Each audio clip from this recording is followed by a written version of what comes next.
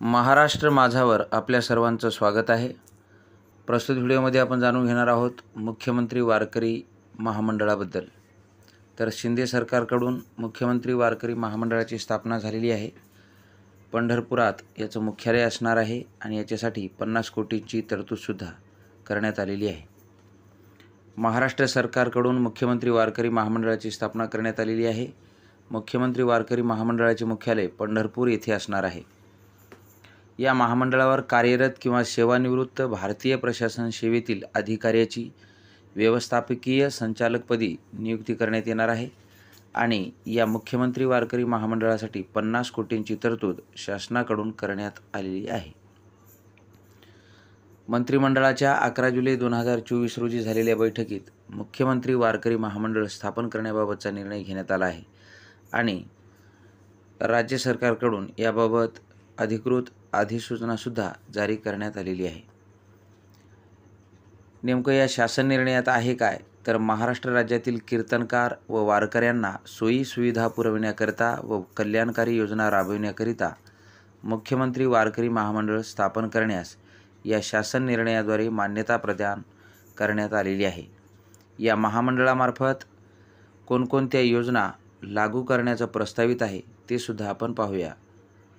तसेच प्रथमतः आपण या महामंडळाची रचना कशी असेल त्याबद्दल जाणून घेऊया। तर यामध्ये मुख्यमंत्री वारकरी महामंडळाचे मुख्यालय पंढरपूर येथे असेल। त्यानंतर महामंडळावर कार्यरत किंवा सेवानिवृत्त भारतीय प्रशासन सेवेतील अधिकाऱ्यांची व्यवस्थापकीय संचालक म्हणून नियुक्ती करण्यात येणार आहे। त्याच्यानंतर मुख्यमंत्री वारकरी महामंडळाचे भागभांडवल ₹50 कोटी इतके असेल। तर या प्रस्तावित महामंडळाचं कार्य काय असणार आहे, तर शेकडो वर्षापासून पांडुरंगाच्या दर्शनासाठी वारकऱ्यांची पायी दिंडीच्या माध्यमातून वारी करण्याची पवित्र परंपरा महाराष्ट्रामध्ये आहे। सर्व तीर्थक्षेत्रांचा विकास, कीर्तनकार व वारकऱ्यांना अन्न, निवारा, सुरक्षा, वैद्यकीय मदत, विमा कवच, पायाभूत सुविधा इत्यादी सोयी सुविधा पुरवण्याकरिता आणि कल्याणकारी योजना राबवण्याकरिता मुख्यमंत्री वारकरी महामंडळ स्थापन करण्याचा निर्णय शासनाने घेतलेला आहे।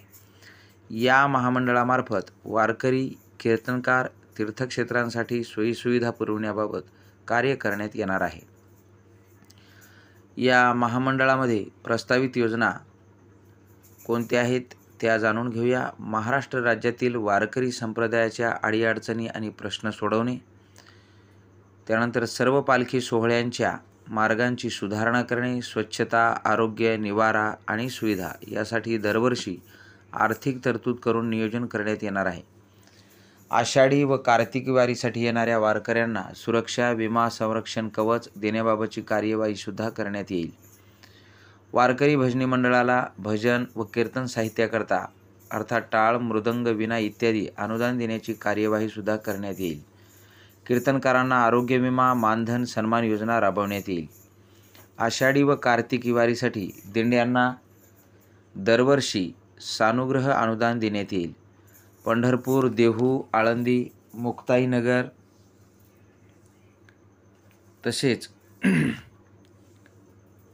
सासवड, पिंपळनेर, त्र्यंबकेश्वर, पैठण, कोल्हापूर संस्थान, शेगाव, तारकेश्वर, भगवानगड, अगस्त ऋषी, संत सावतामाळी समाज मंदिर, अरण, तालुका माढा, जिल्हा सोलापूर व इतरही तीर्थक्षेत्रांचा विकास करण्यात येईल।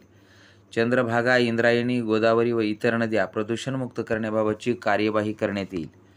त्यानंतर 9वा मुद्दा आहे परंपरेने महिन्याची पायीवारी करणाऱ्या वारकऱ्यांना वृद्धापकाळामध्ये वारकरी पेन्शन योजना सुरू करण्याबाबतची कार्यवाही करण्यात येईल।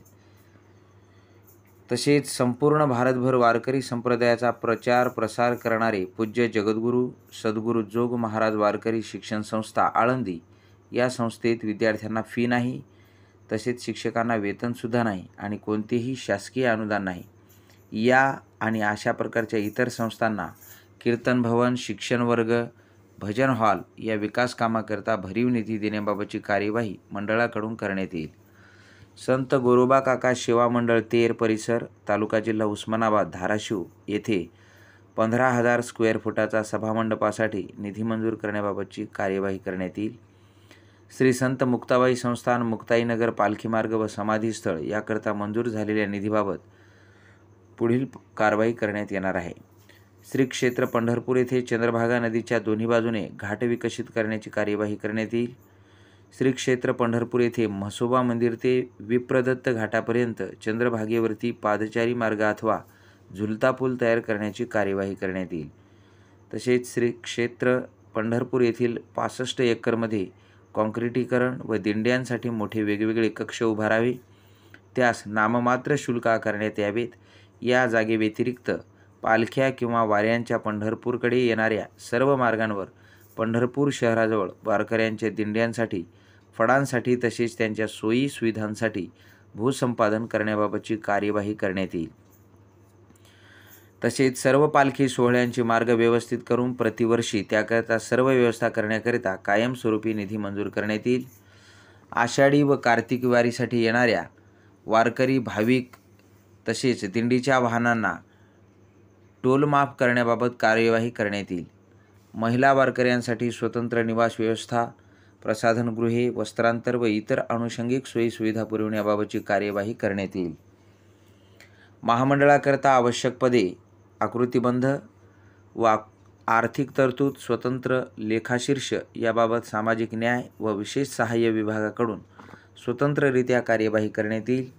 सद्यस्थितीमध्ये महामंडळ कार्यान्वित करण्याचा खर्च विभागाच्या ज्येष्ठ नागरिक योजनांच्या लेखाशीर्षामधून करण्यात येईल. महामंडळाची कार्य नियमावली आणि तदनुषंगिक इतर आदेश यथावकाश निर्गमित करण्यात येतील, असं सुद्धा यामध्ये प्रस्तावित आहे. व्हिडिओ आवडल्यास चॅनलला सबस्क्राईब करा, लाईक करा, शेअर करा आणि कमेंट्स करायला सुद्धा विसरू नका.